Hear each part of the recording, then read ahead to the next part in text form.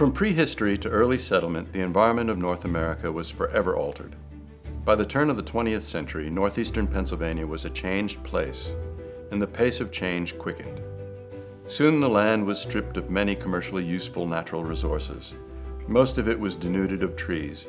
In fact, we have more forest cover here today than we did 150 years ago.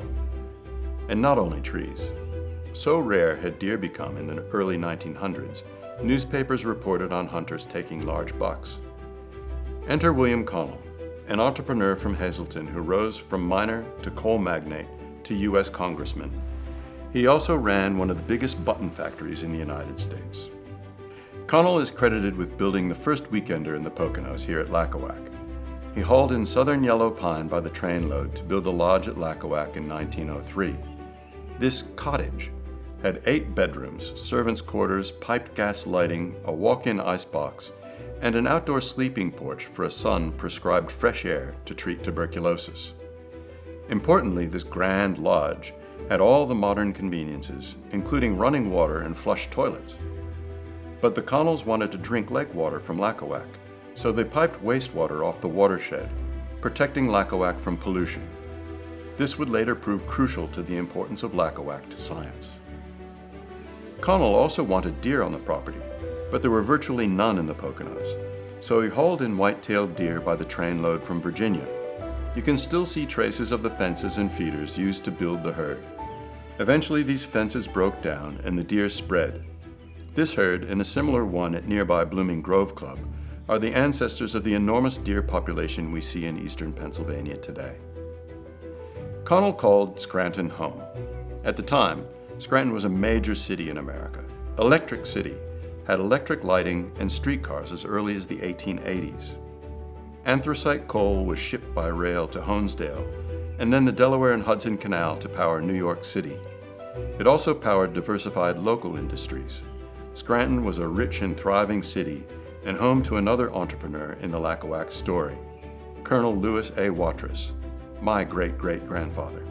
Colonel Watres taught himself law and eventually became a leader in the railway, electricity, banking, newspaper, and water industries, not to mention state senator and lieutenant governor of Pennsylvania. But it was his interest in water that led him to Lacawac. In the early 1900s, he devised a plan to dam the Wallenpaupack River to create a hydroelectric scheme to power rail lines. By 1913, the Paupack Power Company had acquired the 15,000 acres that would be flooded by Lake Wallenpaupack, including the Connell estate at Lacawac. The electric rail line never went ahead. Watres and his partners sold the Wallenpaupack project to the Pennsylvania Power and Light Company. But Colonel Watres decided to hold on to Lacawac as a family retreat. While PP&L finished the Wallenpaupack project, the Watres family began to enjoy its new getaway.